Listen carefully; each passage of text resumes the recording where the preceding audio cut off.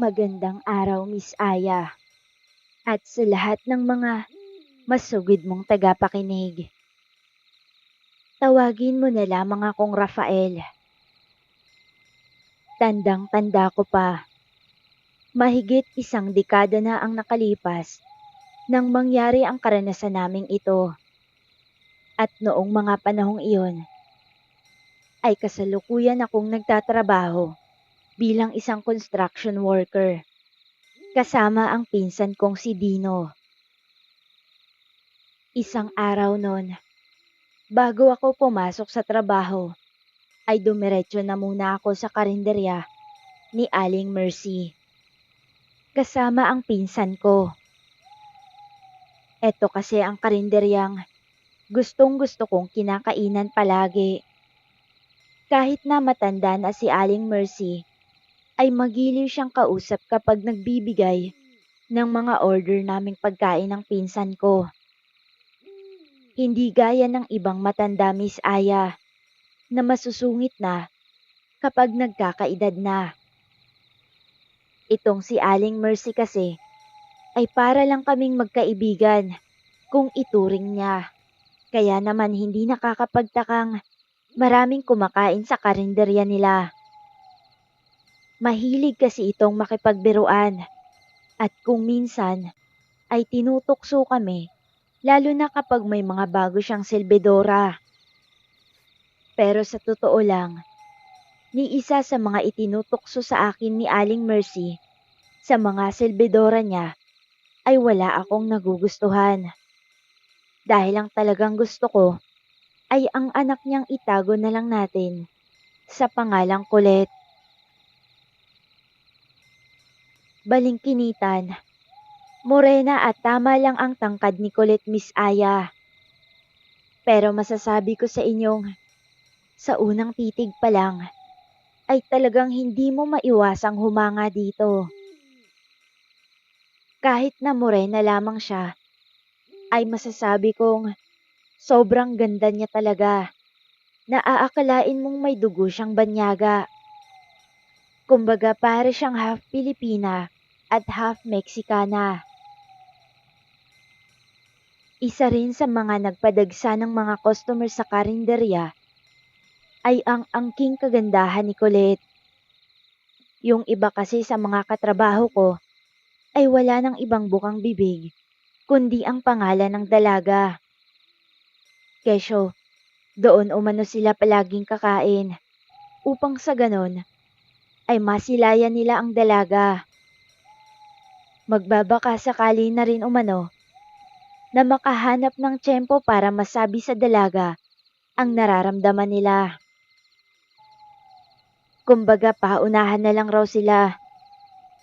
Kung sino ang mauna ay siyang magwawagi sa puso ng dalaga. Yun ay kung papasa. Pero syempre, hindi naman papayag ang bida sa kwentong ito. Papahuli pa ba ako? Kaya naman sa isip-isip ko ay hindi talaga ako magpapatalo sa mga kumag kong mga kasamahan.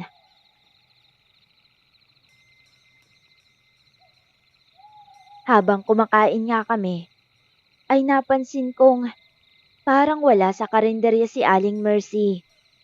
Nakailang beses na akong nagpalinga-linga, pero hindi ko pa rin nakikita ang matanda. Kulit, matanong ko lang, nasaan pa lang mama mo? Si Aling Mercy, kanina ko pa kasi siya hindi nakikita eh. Tanong ko sa dalagang lihim kong pinagpapantasyahan. May sakit si mama, kaya wala siya rito. Bakit mo na itanong kung nasa ng aking ina? May kailangan ka ba sa kanya? Magbabayad ka na ba ng utang mo dito sa karinderya? Sunod-sunod na tanong niya, na siyang medyo ikinahilaw naman ng pagmumuka ko. Nahiya kasi ako at parang nais ko na lamang pagsakluban ng langit o kaya ay lamunin ng lupa dahil sa narinig ko mula sa dalaga. Tuloy ay hindi ko malunok-lunok ang pagkaing inunguya ko. Grabe ka naman. Ah, malayo pang araw ng sahod ko. Saka na ako magbabayad ng utang ko ah. Ano lang kasi, natanong ko lang, bigla kasing nag-iba ang lasa ng pagkaing laging niluluto ni Aling Mercy. Sino bang nagluto nito ngayon? Ngiti kong sagot at balik tanong sa dalaga. Ganun ba? Si Perla na kasi ang bagong tagaluto namin. Hindi na kasi pwede si Mama. Hindi niya na kaya pang pumasok dito sa karinderya araw-araw. Nagkakasakit na siya at palagi na lang umaatake ang alta presyon niya. Tumango na lang ako at hindi na muli pang nagtanong. Ewan ko ba mga langga, pero hindi ko gusto ang pamamaraan ng pagluluto ng kusinera nila Aling Mercy. Hindi ko talaga gusto ang lasa nito. O siguro nga, ay nasanay lang ako na ang niluluto palagi ni Aling Mercy ang natitikman ko tuwing pumapasok sa trabaho. Hindi na kasi ako nagbabaon ng pagkain mula nang maging suki ako sa karenderya ng matanda at mga ilang buwan na rin ang nakalipas. Kaya talagang hahanap-hanapin ko ang mga niluluto ni Aling Mercy. Lalo na ang magandang pagmumuka ng anak nitong si Colette. Medyo nakaramdam ako ng lungkot sa isiping hindi ko na pala matitikman pa ang nilulutong pagkain ni Aling Mercy. Oh, ba't parang natulala ka dyan? Untag na tanong sa akin ng pinsan kong si Dino. Hindi ko na malayang kanina niya pa pala ako pinagmamasdan. Wala. Sige na, bilisan na natin kumain. Sagot ko at binilisan ko nang kumain nang sa ganon ay hindi na kami mahuli sa trabaho. Matapos naming kumain, ay saglit pa kaming nagpahinga sa karinderya. Habang nakaupo nga kami, ay nakita kong may lumabas na isang napakagandang babae mula sa kusina ng karinderya. Unang tingin ko pa lang sa babaeng iyon ay tumambad agad sa akin ang dalawang namimilog at hitik na hitik nitong dibdib. Saglit talaga akong napatulala. Napakaganda kasi ng babaeng iyon at hindi ko maipagkakailang mas malakas ang dating nito kesa sa anak ni Aling Mercy. Kung sa babae pa nga Miss Aya, nakakalaglag ng panty. Mistisa kasi ito at may dalawang dimple sa magkabilang pisngi. Nang magtama nga ang aming paningin, ay agarang rumihistro sa mapupulang labi nito ang pagkatamis-tamis ng ngiti na para bang nang aakit ito. Pamatay talaga ang gandang taglay ng dalaga Miss Aya. Kaya naman pala, kakaiba ang dami ng tao roon ng araw na iyon. Halos mapuno na kasi ang karinderya ni Aling Mercy at wala nang bakanting upuan pa. Maging ang pinsan kong si Dino ay napatulala na lang nang makita niya ang babae. Nabalik lang kami sa ulirat nang makarinig ako ng malakas na pag-igham.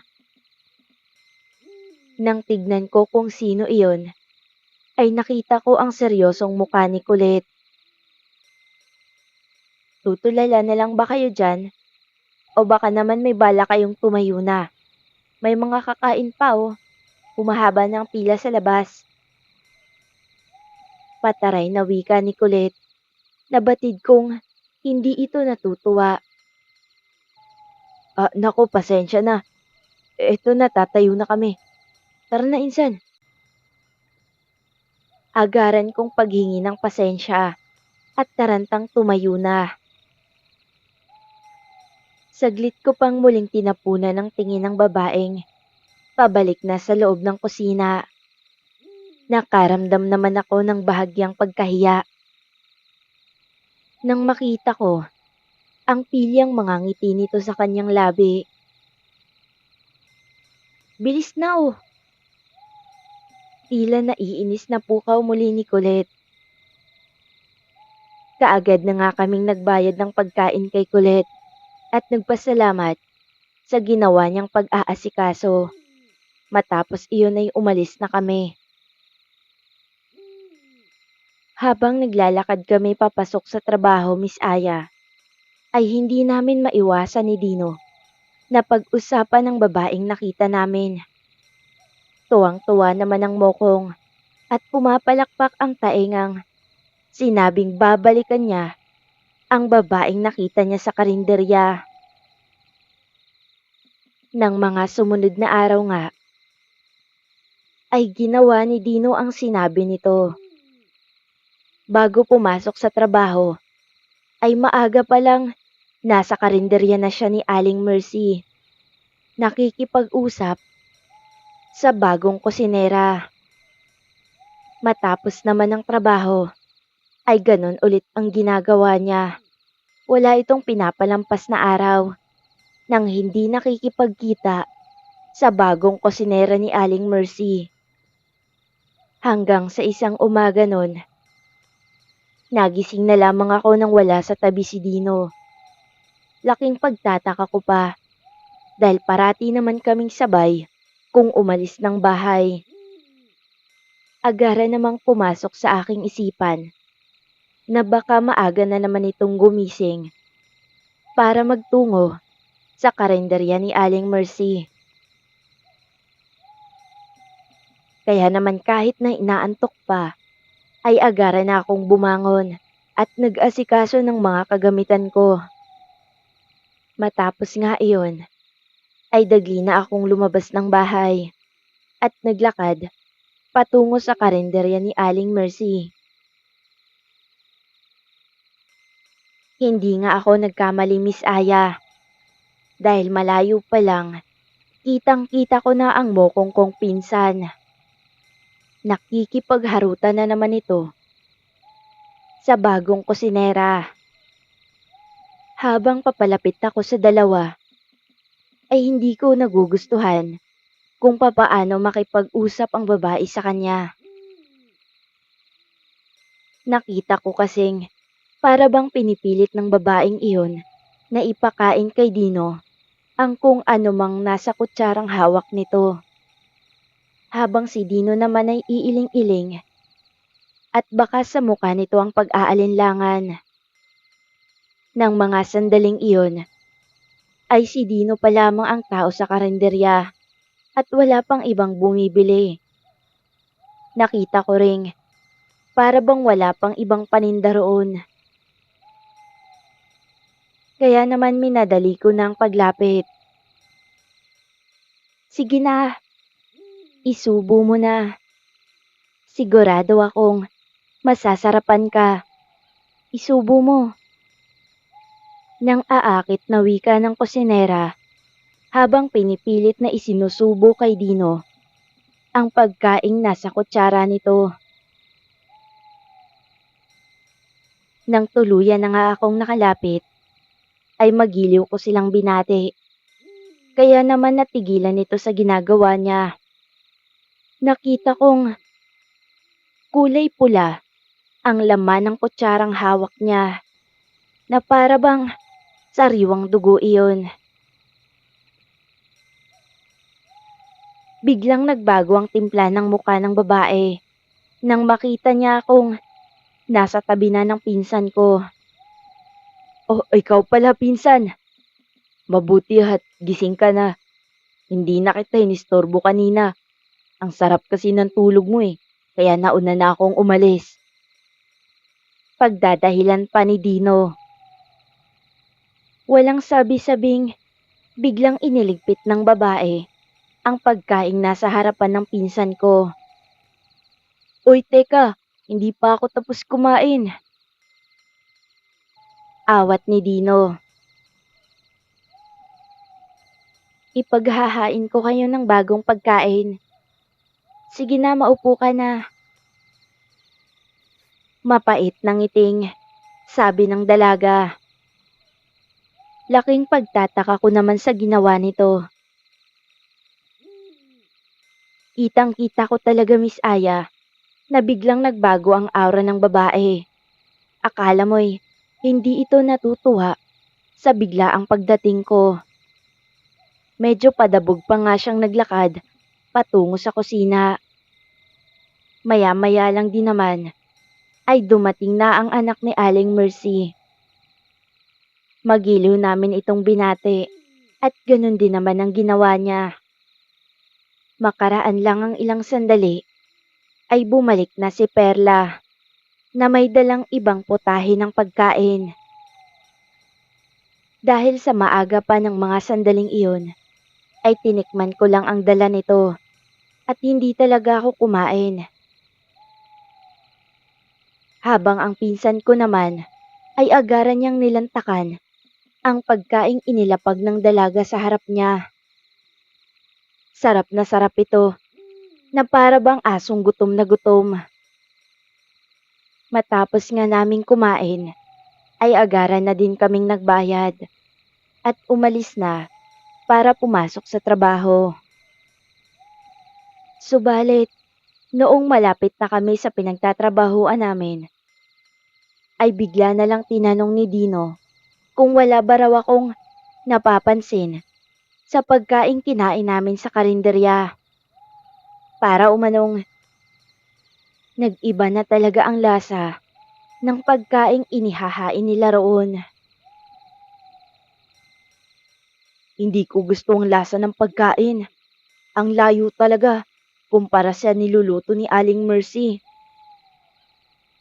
Aniya pa ng pinsan ko na labis kong ipinagtaka. Kanina lang kasi ay kitang-kita ko sa kanya na sarap nitong nilalantakan ang pagkaing inihain ni Perla. Yun nga din ang napansin ko eh. Hindi yata marunong magluto ang bago nilang kusinera. Ganda lang yata ang meron yun. Sagot ko pa sa kanya at napapailing. Yun nga rin ang nasa isip ko eh. Kaya nga, hindi na ako nagdagdag pa ng pagkain kanina. Hindi kasi talaga masarap ang pagkain nila. Ang tabang. Parang hindi man lang nilagyan ng asin.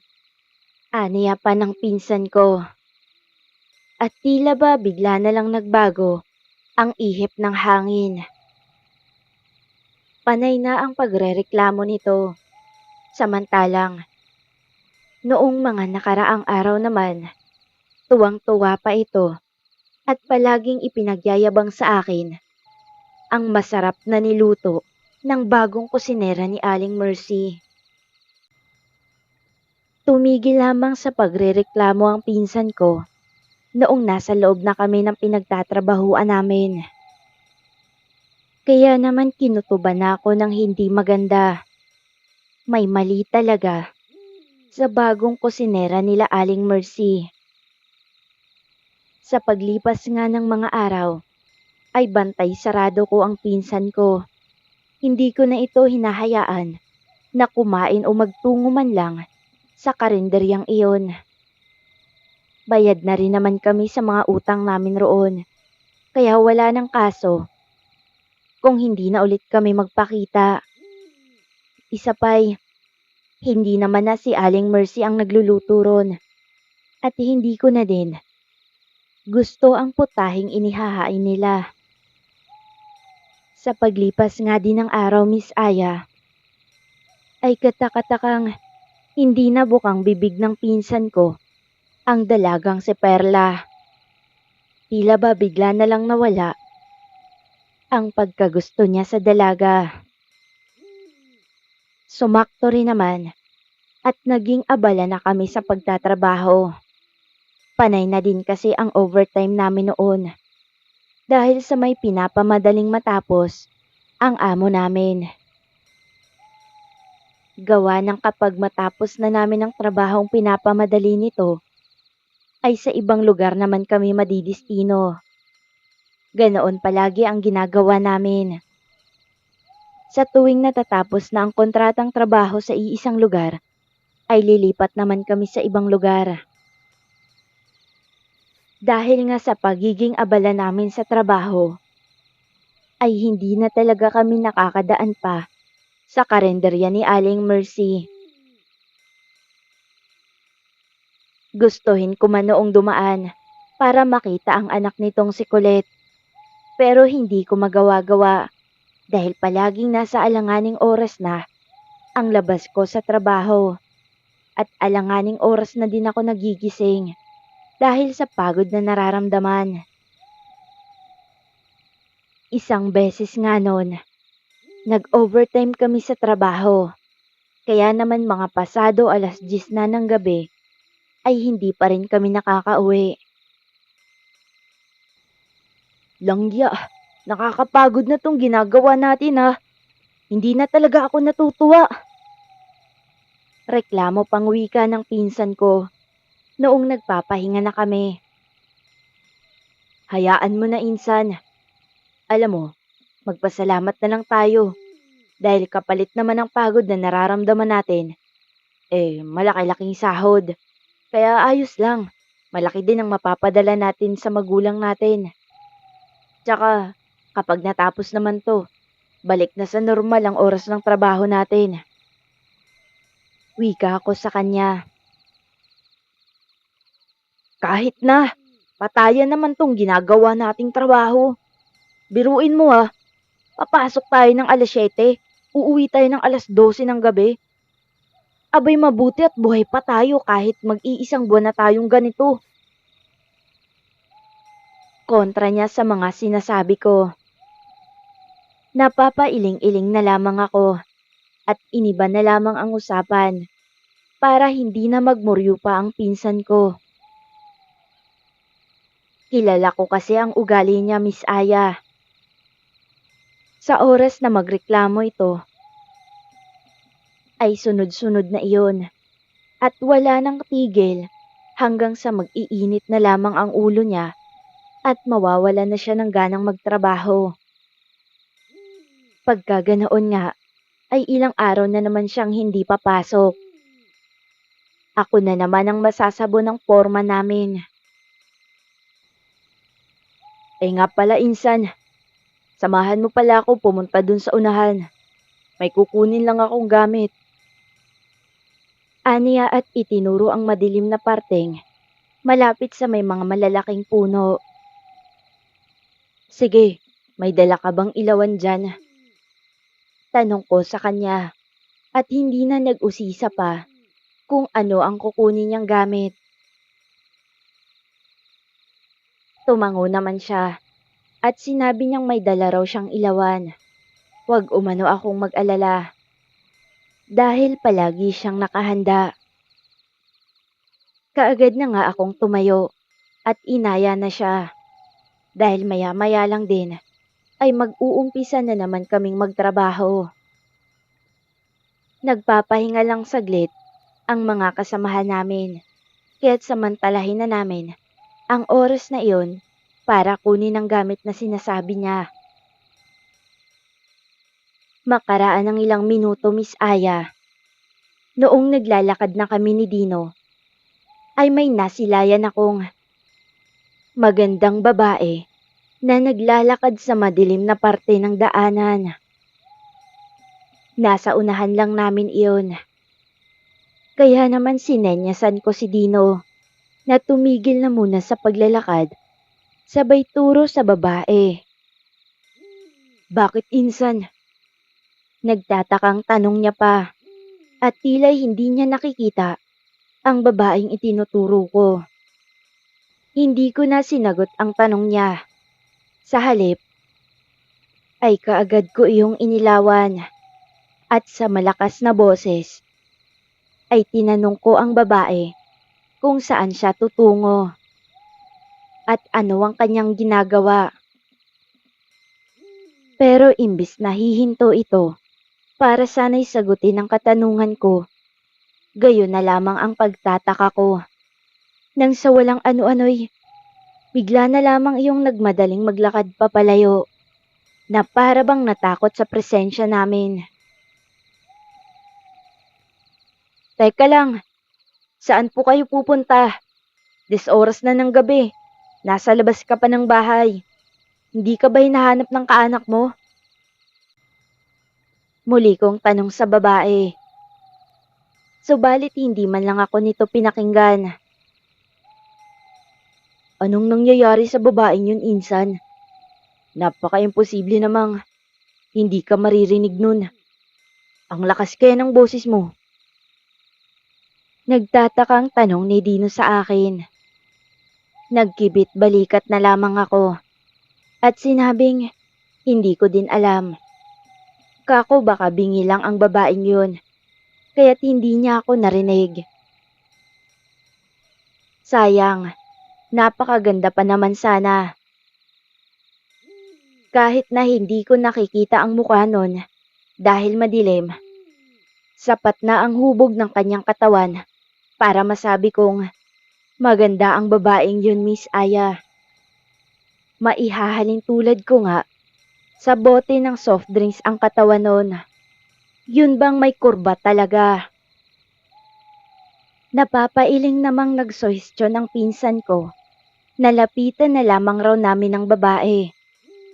Nang sa ganun ay matanong namin ng maayos kung taga saan nga ito at anong ginagawa niya sa ganoong oras ng gabi. Isa pa, halos lahat ng naninirahang mga dalaga o asawang babae sa barracks ay kilala namin at nakakabiruan namin. Kaya't kung isa ang babaeng iyon sa mga naninirahan roon, tiyak nakikibuin kami noon. Pero hindi eh. Kaagad na nga naming sinundan ng babae para sana'y tanungin.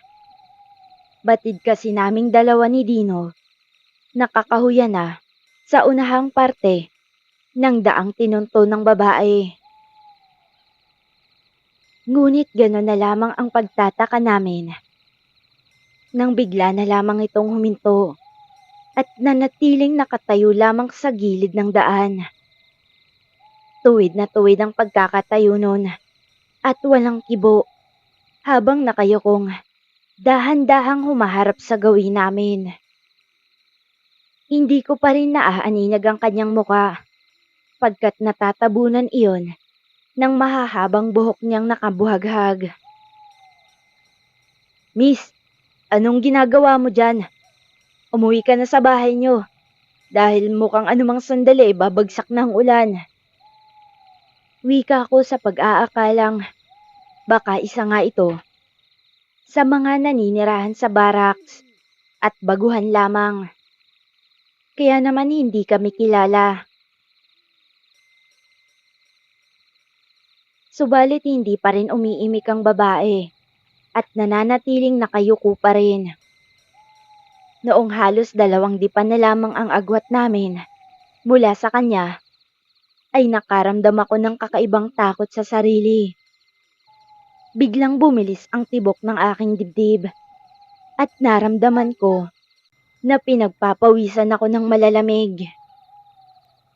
Nang sa maya-maya pa ay walang ano-ano'y bigla na lamang kaming nakarinig ng huni ng wakwak sa paligid. Kung kaya't sabay kaming napatingin sa gawi kung nasaan banda ang huni na iyon. Ngunit noong muli naming tignan ang magandang babae sa kinatatayuan nito, laking gulat namin nang wala na iyon.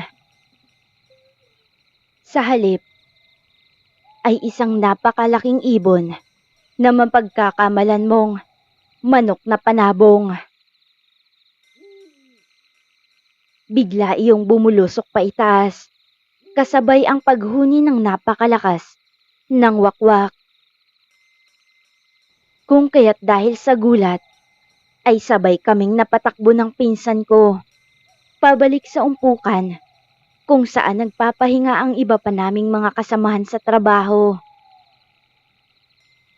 Sobrang kilabot talaga ang nararamdaman ko't pakiwari ko'y nagsisipagtayuan ng balahibo ko sa buong katawan. Napakabilis rin ang kabog ng dibdib ko. Iyon na nga yata ang pinaka nakakatakot na nasaksihan ko sa tanang buhay ko.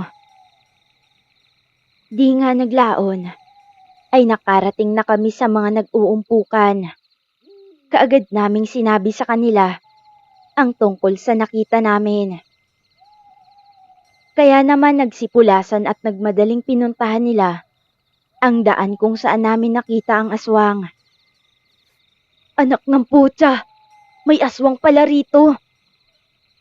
Bulalas na wika ni Dino habang nakasunod kami sa mga kasamahan naming may mga kanya-kanyang bit-bit na kahoy at bakal.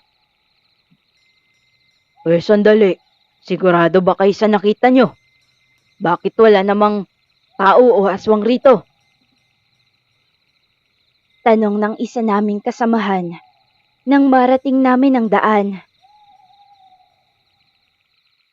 Noong akmang sasagot na sana ako, nang sa di inaasahan, ay nasipat ko na naman ang magandang babae.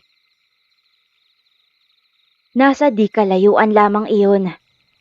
Nanlilisik ang mga matang, nagbabaga sa pulang nakatingin sa gawin namin. Subalit sa pagkakataong iyon, ay nasilayan ko na ang pagmumuka nito. Dahil sa sinag ng posting may ilaw na nagbibigay ng liwanag sa kinatatayuan niya. Kitang-kita ko din ang mapanuyang ngiti sa mga labi niya na animoy nakakaloko iyon. Doon ko nga lang biglang naalala ang bagong kusinera sa karinderya ni Aling Mercy. Si Perla. Tama nga ako. Si Perla ang nakita ko at sigurado akong hindi ako nagkakamali. Nang makita ko nga ito, ay naramdaman kong halos manginig na ang buong katawan ko dahil sa takot. Maya-maya pa'y nagulat ako nang bigla akong tapikin ni Dino sa balikat at tinanong kung bakit natutulala ako. Sasagot na sana ako, ngunit sa pagbalik ko ng tingin sa babae, ay wala na iyon sa kinatatayuan niya. Kaya naman pilit kong pinakalma ang sarili at nagkunwari na lamang, saka sinabing may tinitignan lang.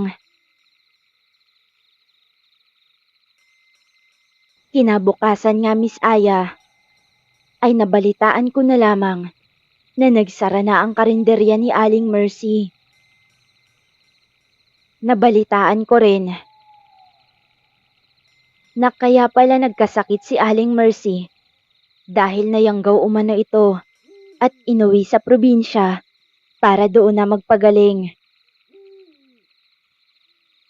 Hindi totoo ang sinabi ni Colette na may alta presyon ang kanyang ina, kundi nayanggaw talaga ito ng bago nilang kusinera.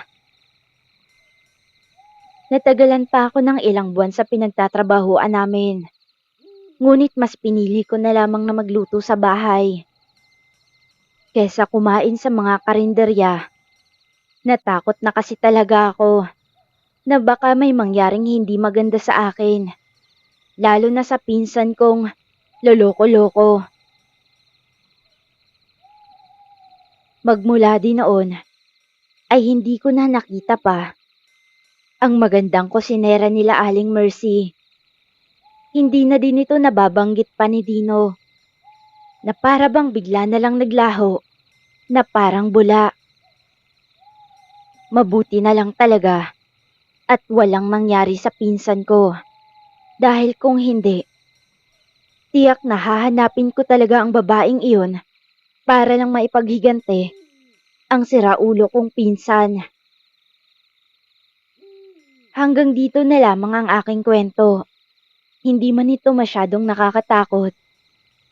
Subalit nagbigay talaga ito ng matinding kilabot sa akin, Miss Aya. Maraming salamat.